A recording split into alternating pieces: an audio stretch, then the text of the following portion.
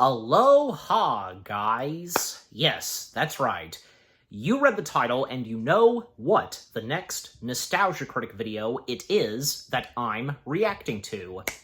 Of course. That being the Nostalgia Critic's review of Lilo and Stitch. Yes. So yeah, I first off would like to get this out of the way and such. I technically had already seen this before. I'm talking the entirety of it, but it's been such a long time, it's been a while. So, this isn't the first time I've reacted to a Nostalgia Critic where I did see it. I did see it before, but that had been a long time back and such, but yeah. I don't really see what the problem is. Sure. Because it just wouldn't seem right to react to something that you've already seen, but still. I think I don't remember that much about this, but still. Anyways, so the first Lilo and Stitch film. Well, of course, it's a Disney gem from the early 2000s, the only one from the early 2000s that succeeded, unlike the other hand-drawn animated films at that time, which, besides, the Miyazaki Studio Ghibli films, like, most notably Spirited Away, because, that same year, it was tough competition between Lilo and Stitch and Spirited Away. Not to mention that the US dub of Spirited Away does have Divide Chase. But but just, like,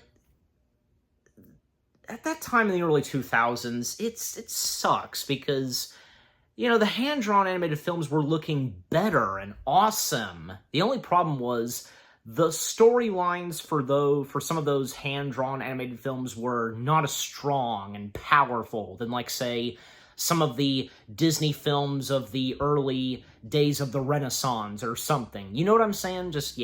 But luckily, with what Chris Sanders and Dean DeBlois, brought to Lilo and Stitch, most notably Chris, this is his baby, it was yet another Disney animated feature unlike anything. Because with its style, its storyline, its characters, and that's good, because once in a while Disney, and when, doing hand-drawn, would have something different to them, a different flavor and so on. But still, for it still being Disney and having that Disney flavor, the fluent animation of a Disney film, you get what I'm saying, But and as I recall, Doug, aka the Nostalgia Critic, even when, he reviewed the film as himself for Disneycember, he had a lot of positive things to say, although I seem to recall, because I think, he had, a few complaints? I guess because between, say, with the aliens and the humans, I'm sure you know what I'm talking about, but I'm sure he might bring that up again. Also, I do remember, some things I do remember from this,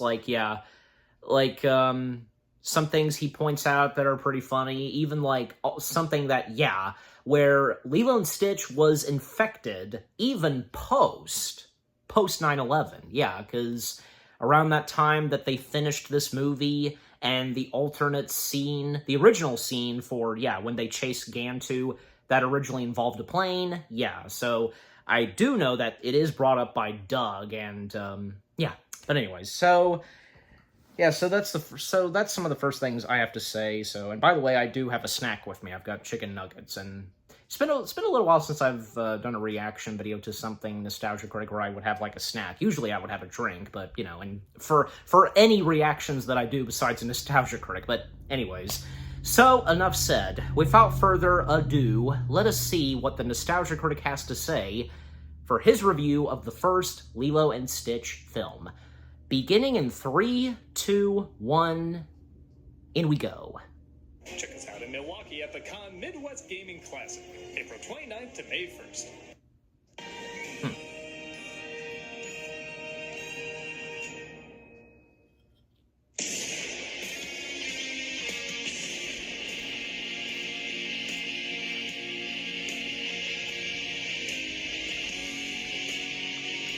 One of the old intros.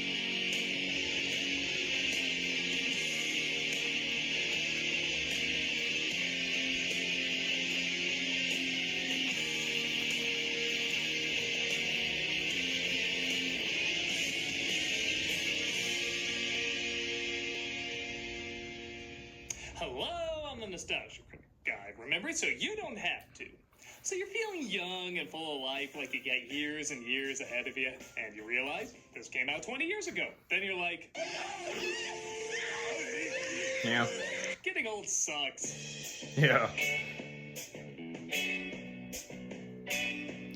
Released back in June of 2002, Lilo and Stitch was following a line of animated Disney movies that were not pulling in the numbers they wanted. In a desperate attempt to fill seats, they resorted to a strange but memorable advertising campaign where Stitch would interrupt other classic Disney films. Though this had nothing to do with the story's plot, it did get some people laughing. It was still hilarious. Yeah, baby. I have questions about Jasmine. The ads worked as Lilo and Stitch became a decent hit at the box office. Yeah, even in the But poster. in time, it's become so much more. With 3 DVD sequels, a TV show, an anime, big deal, anyone could get one of those, and countless merchandise, Lilo and Stitch has surprisingly become bank. Ironic, seeing how a lot of Disney's more expensive movies at the time haven't gotten nearly as big a return. When I first saw it, I remember really loving the story between the sisters and found the alien stuff okay. I honestly felt like there was a quiet Ghibli film trying to get out, but it was being interrupted by the Smurf version of Gollum.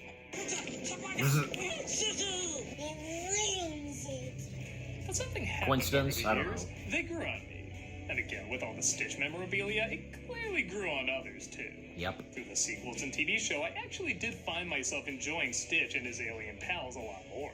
So I'm curious if this likability was something I overlooked in the original, or if it was something that was added later in the additional spin-offs. Either way, it's going to be fun looking over this gem again, and I'm excited to give it another look. So let's look this over before it becomes something crazy like a Broadway musical. They're making Lilo and Stitch a Broadway musical? I'm not watching this to see if that's really a thing. Let's take a look at Lilo and Stitch. It could be. We open at the Galactic Federation headquarters where the Grand Councilwoman, just named Grand Councilwoman, discusses what's to be done with a mad scientist named Jumba, played by David Ogden Stiers.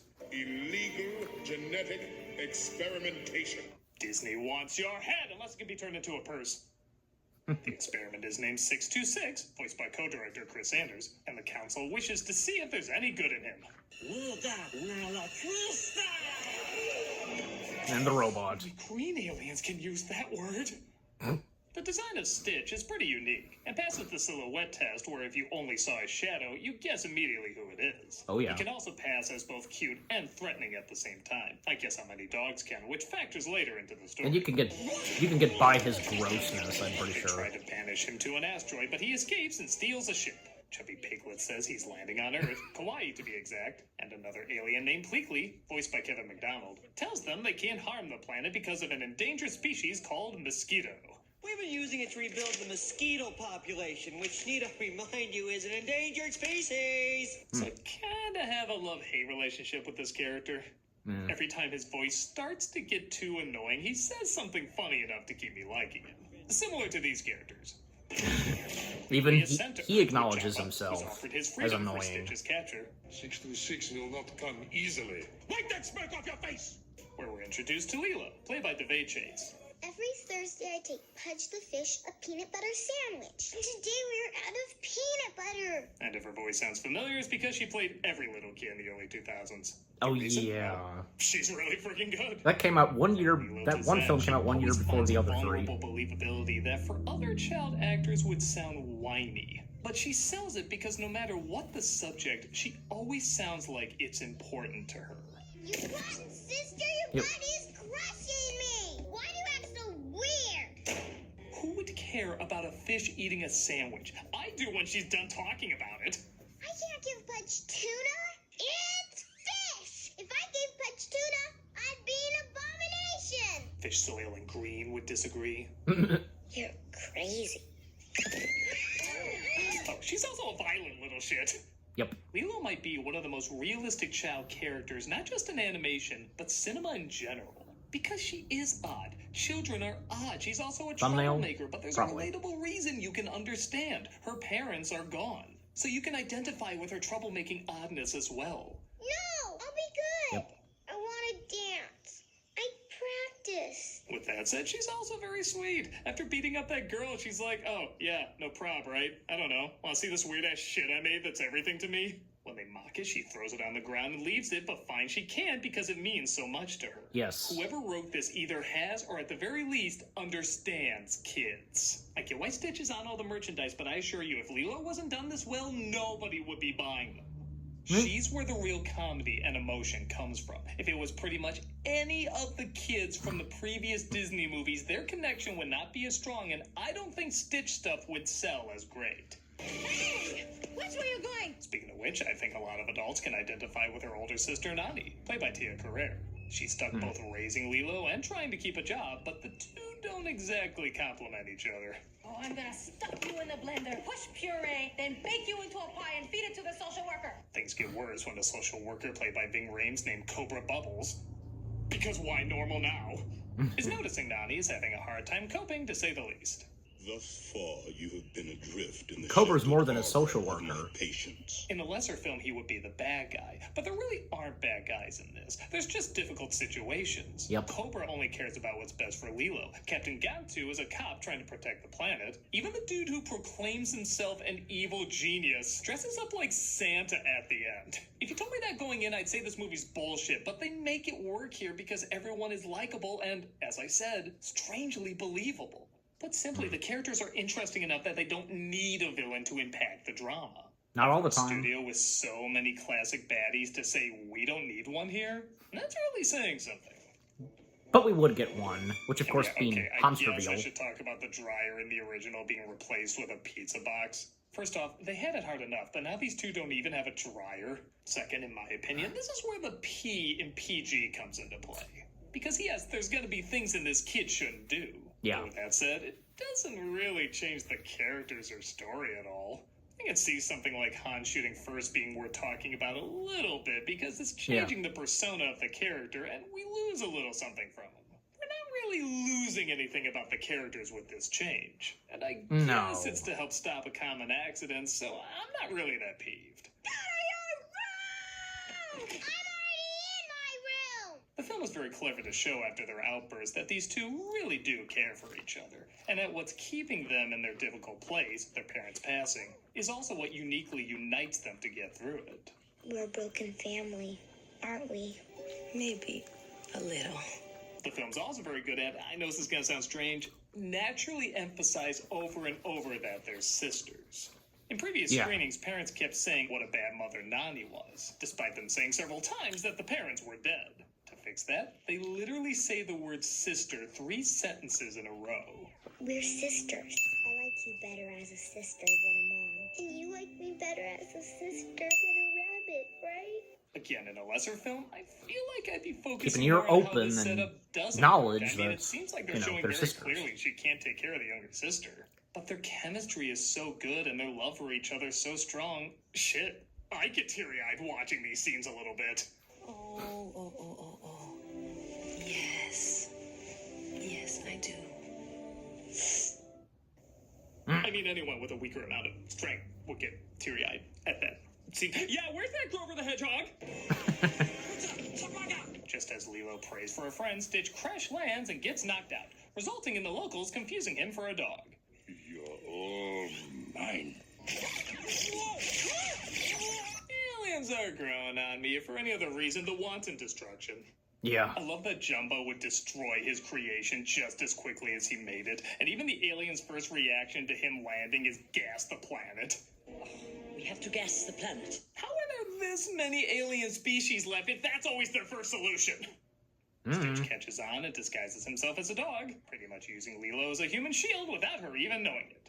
Yeah, there's some sick meanness that's winning me over. This is low! Even for you! After passing the Mulan walk. I want that Mulan McNugget sauce, Morty! Please, that's so 2017.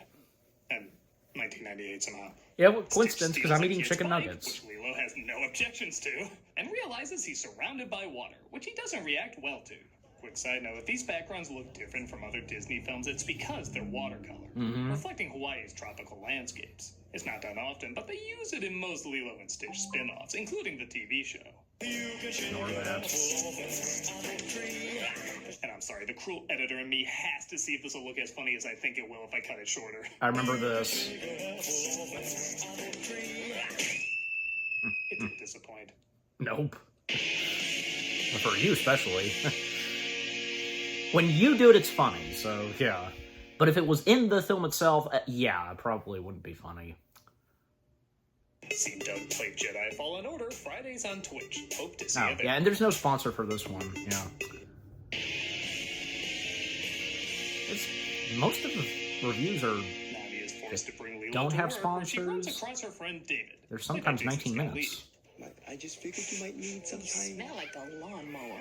David is probably the only character that's bland in the movie and bland in the spin-offs. He's not bad, but No. it feels like he's there just to show Nani will eventually get help with Lilo. Jason Scott Lee can bring a lot to a role, which is why Yeah. I kind of feel bad he's underutilized. But again, he's by no means a bad character. Don't worry. What about she likes his- her butt and fancy hair. She thinks it's fancy. Also, unless What you're about trying to his kick it presence out, in you can Stitch say has a welcome to glitch? Disney film. Pleakley and Jumpa try to catch Stitch in an attack that, again, for Disney is a little intense. You should look like Mike Wazowski after Sullivan ate him.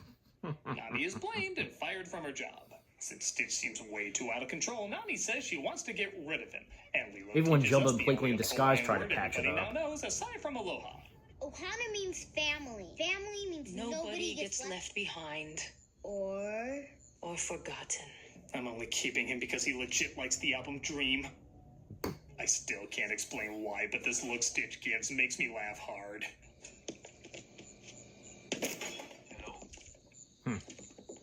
It's a look that says, I don't know what you saw, but you didn't see it.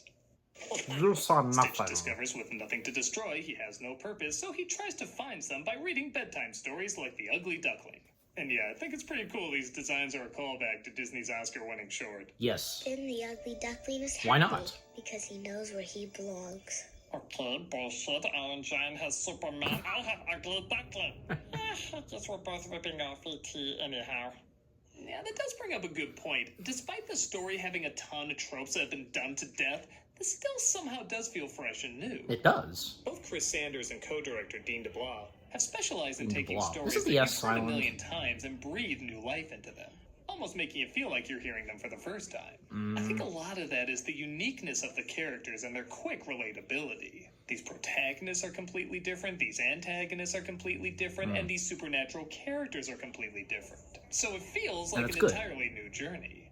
And that's Having good. a bad day. While trying to find a new job, they run into David, who decides to take them surfing. Stitch finds his fear of water fades the more he sticks around them. There's no place I'd rather be. While a lot of people associate this film's soundtrack with Elvis, I dig how there's more traditional Hawaiian-style songs that make their way into this too.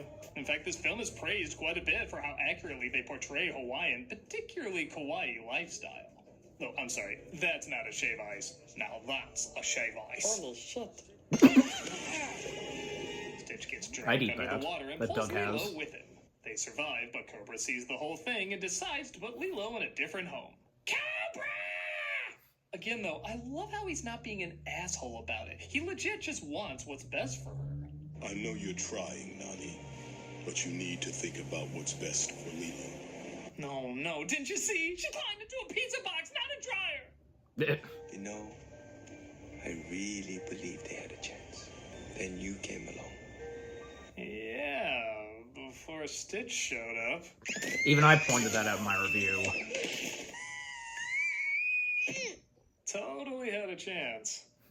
This leads to a pretty emotional moment where Nani sings to Lilo Aloha Oi. Again, in lesser hands, this could be botched so easily. Honestly, just saying that out loud, she sings Aloha Oi rather than say what's going on, actually sounds comical. But Tia Carrere's acting, some great animation, and refreshingly no music in the background can easily get you pretty choked up. Until we meet again. Damn it, where's that bite-sized gonzo? Lost. Oh, come on, that's even worse! Yeah. Pleakley and Jamba are taking too long, so they're fired, which means Jamba can finally take Stitch his way. Hiding behind your little We do it friend. my way. Okay, when I measure the fact he doesn't care if a child gets caught in the crossfire, I'm liking these humorous but demented aliens more and more. With that said, I do think the climax of the film is a little underwhelming. I think they I like the focused so climax. much on the comedic and dramatic expressions that when it came to the action and slapstick, it's not super funny or exciting to watch. But just remember, it's your birthday. Happy birthday! Merry Christmas. It's not Christmas. Happy Hanukkah. Don't get me wrong. The behind the there's one or two scenes good of laughs. Ogden Stiers and Sanders recording together is Good. great. They found the chainsaw. Should be the last line of every Beethoven movie. But for the most part, it just needed to be faster and a bit more creative. Now, to the film's credit, there was a major change that had to be made. Yes. The original Climax had Jumba and Pleakley teaming up with Nani and hijacking a plane to go after Lilo, who was accidentally taken by Captain Gantu.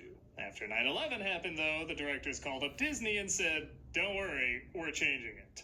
Seeing the original with a plane flying through the city, crashing into buildings, this was probably a good change. With that said, seeing a spaceship Yeah. just chase another spaceship isn't anything a lot of animation audiences haven't seen already. But again, with the time they had, it's not a bad workaround. No. Stitch gets Lilo out to Dr. Mario. Managing but to is work ultimately with captured in the end. animation of Start to see, Jumba, though, that he's Pleakley, not Nani, as Stitch, dangerous and as he them has on indeed board. grown a heart. This is my family. He says what every woman who's ever slept with me says. It's little and broken, but still good. Except that last part. And they decide to let him go. It also helps that Cobra knows about the aliens and even made up the mosquito story to keep Earth safe. CIA? Convinced an Roswell. alien race that mosquitoes were an endangered species. Why did you recognize Stitch as an alien right away? Oh god, not another Bobbleheads movie? Oh. The house is rebuilt to include Pleakley and Jamba. I laugh my ass off how much it looks like Stitch is smoking, and their family not only grows Pop, it's a closer, lollipop. but also bigger. That's right. They do add a dryer to their home. Oh, nobody's ever truly prepared! And that was Lilo and Stitch. For what I already thought was a really good movie, I will admit it is even better years later. Where several Disney films have a little bit of a dated feel in the early 2000s, this one still remains pretty timeless. Even the aliens, who I thought were only okay originally, are a little better when you compare how much mean-spirited violence is usually in their subtext. Yep. Granted, they're not as good as what they do with them later. I personally think they're much funnier in the show and spin-off movies, but it's not really about them as The much more as it is the developed title they characters. have become. Both Lilo and Stitch bring a solid amount of heart and comedy that's hard not to be charmed by. Even though this is an all-too-familiar story, hiding aliens, losing parents, the meaning of family, and so forth, it really is the uniqueness of the main characters and the delicate care of the filmmakers that makes it feel brand new. It's hard to believe people have been enjoying this for 20 years, but I know there's even more enjoyment coming up in the near and far future. Yes. I'm a nostalgia critic guy, remember, so you don't have to. All right. And 626 will not come easily. okay. Hey, everybody. And the charity shout out as always. Okay. All right. So that was the Nostalgia Critics review of the first Lilo and Stitch film. Yeah. And yeah, I gotta say, because all that he had to say about the first Lilo and Stitch film, really good. Yeah. Despite some things that he said, which, oh, come on, because how the alien characters are executed in the first Lilo and Stitch film before we would get, say, the 3 sequels and the TV show, they're not bad at all, just, yeah. And also to bring up more about the whole thing of, because when they had to make the big change of the climax, them chasing Gantu to rescue Lilo, because that originally being a plane, because, it's great to see that the final version, still using the animation of Jumba, Pleakley, Nani, and Stitch, them on board a craft, and, instead of a plane, it's a ship, and, even the controls that Jumba's using, incorporating that into the spaceship, because, and instead of, like, a big city, it's, like, the mountains of the island, and so on, and, I don't know, because, like, apparently because on the island there's, like, this big city, but, I mean, I don't know, because, first off, the island wouldn't be that humongous, and, from what I know, in the world of Lilo and Stitch, but, I don't know. And even, like, say, the guy with the ice cream, he was crossing the street in the original version, but it's nice they still kept that in where, yeah, Jumba and Pleakley's ship accidentally knocks, like, one of the wings hits his ice cream cone. That's awesome they still put that in there, you know?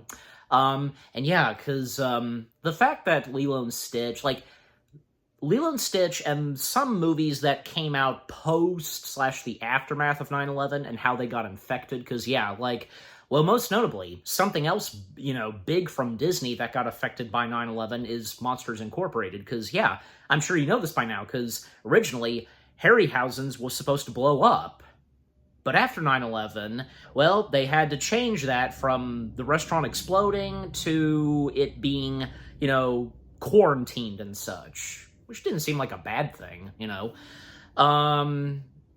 You know, the fact, because with that being in the final version of Monsters, Inc., well, then we wouldn't have, like, say, what would come in Monsters at Work, that apparently for a little while Mike and Sully were banned for life at Harryhausen's, but they managed to be unbanned, because, yeah, especially when, like, say, they would become the big main monsters running Monsters Incorporated, because, yeah, I mean, later on, we get a little bit of Harryhausen's, you know, Mike goes there alongside with Gary. Yeah, if you've seen Monsters at Work, you know exactly what I'm talking about, yeah. Also, Spider-Man, Sam Raimi's Spider-Man film, having been affected by 9/11, because, yeah, removing and no shots of the Twin Towers. In fact, that was in one of the very first trailers for Spider-Man, where Spider-Man makes a web attached to the two towers, catching a helicopter, and, you know, the camera pans out, and we see that from Spider-Man, one of Spider-Man's eyes, you know? Actually, a little snippet of it did make its way into the film, if you happen to know, because, yeah. And even Doug brought that up, too, when, yeah, in his top 11 dumbest moments from Spider-Man, where, you know, the American flag thing, and he has a good feeling, and, you know, I would think so, too, that probably the whole thing when, yeah, we see the giant web attached to the Twin Towers, that was supposed to be the big reveal of Spider-Man, because in the final film, he's just there, like in a little montage where he makes it to the newspapers and so on, but, yeah, anyways. So, you know, the aftermath on the films that got affected by 9/11, from Spider-Man, Monsters Incorporated, Lilo and Stitch, the final results, they didn't turn out that bad. Was there any others that I'm missing? Because those are the three that I can think of most notably. I know that, like, a special edition, I want to say, yeah, of E.T. the Extraterrestrial, where they swapped out the practical animatronic of E.T. for a CG version. In that, where all of them are on their bikes, and right as they are about to fly, you know, and there's two cop cars there, well, there's two guys who originally had long guns, but then they were swapped with walkie-talkies. I guess the walkie-talkie thing, in my opinion, and if you get what I'm saying, because, like, I feel like maybe that works. Like, you know, imagine, like, you know, they see them coming, like, they're coming straight towards us or something, but, yeah. But anyways, and speaking of which, like, Spielberg, because, yeah, even Spielberg, when it came to AI, artificial intelligence, the Twin Towers were left in there, because I remember reading about that, and I'm sure you know that, too. But anyways, is there anything else to say? Because, yeah, I was getting off topic of Lilo and Stitch, but, hey, you know, since Lilo and Stitch was infected by 9/11, it only seemed necessary, but yeah. So, like, yeah, some things that Doug said, like, yeah, he made a good point on the whole thing of, you know, Lilo and Stitch being another one of those movies where it's doing the same thing that we've seen before from, you know, say, most notably E.T. and The Iron Giant, but at the same time, all three of those movies, and any other film that has done that too, always being different. And that's good, because with what goes on with these characters, and what situations happen, being different. So yeah. And yeah, because, you know, the violence, and, like, from Lilo, and, you know, Doug having a lot of compliment on what he said about the characters of, say, Lilo, Nani, and some positive things he said, about the alien characters. But again, because when the sequels came out in the TV show, they developed more the alien characters and such. Yeah.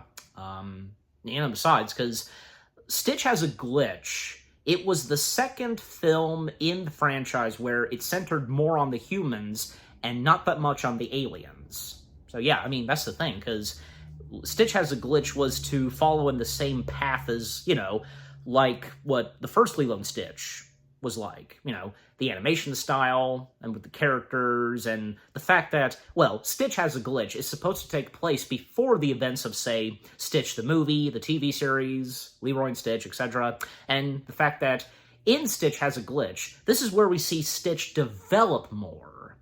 And, yeah, because what goes on with poor Stitch? Yeah. Is there anything else to point out?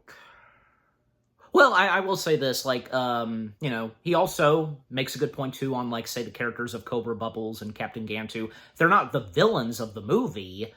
They're just doing their duty. Gantu wanting to save and protect the galaxy from Stitch, and Cobra wanting to do what's best for Lilo. And he knows that Nani's trying, but still. And yeah, Cobra's connection with the Galactic Federation, he knows about the aliens, he knows the Grand Councilwoman, and yeah, CIA, Roswell 1973, yeah, and the Grand Councilwoman saying, "You had hair then." I'd imagine, he had, an afro or something? Probably so. And the whole thing of the mosquitoes, that's pretty hilarious. And Cobra being involved in that, and in connection with Pleakley, you know what I'm saying? Because Pleakley pointing that out to the Grand Councilwoman about the mosquito race being an endangered species. But yeah, anything else? Well, yeah. And also David. One more, okay, this is the last thing I'll talk about, because David, okay, look, he's not a bad character, sure. He may not be one of the strongest characters of the franchise. He's bland and, what Doug specifically said. But, he's not a bad character at all. What we get of David, especially most notably in Stitch Has a Glitch, is pretty good. And, with Jason Scott voicing David, and when Dee Bradley Baker stepped in to voice David for the TV materials of Lilo and Stitch, yeah, not bad. Yeah, and besides, what Doug said about, what David said to Stitch, I thought they had a chance, but then you came along. Well, yeah, because David missed out on what happened before Stitch came in. But at the same time, David's frustrated. He is frustrated about the situation with Nani and Lilo, so yeah. All right, but yeah, I think that's pretty much going to do it. So yeah, overall, and in closing, the Nostalgia Critic's review of the first Lilo and Stitch film, pretty good. With what he had to say, understandable, but, when it came to the sequels, the more these characters are developed, most notably the aliens, yeah. And yeah, and like I said, this being one of the top memorable animated features of the early 2000s, it was the lucky one. It was the lucky one of the batch of the early 2000s where, again, hand-drawn animation, films, and theaters weren't doing that great, but Lilo and Stitch managed. Yeah. All right, so, again, that it's a good review with what Doug, a.k.a. the Nostalgia Critic, had to say on Lilo and Stitch. And what about you guys? What did you think of the Nostalgia Critic's video, his review of the first Lilo and Stitch? What are your fondest memories? And when it came to the sequels, the TV series, your favorite moments? Had good laughs, got teary-eyed, and yeah, because with what Doug pointed out. And anything you agree and disagree with what Doug had to say. But just overall, yeah. What did you think of his review, and with what I've had to say, my reaction, and yeah, what did you think of my reaction to the Nostalgia Critic video itself of his review of Lilo and Stitch? Leave comments and give this reaction video a like, as always.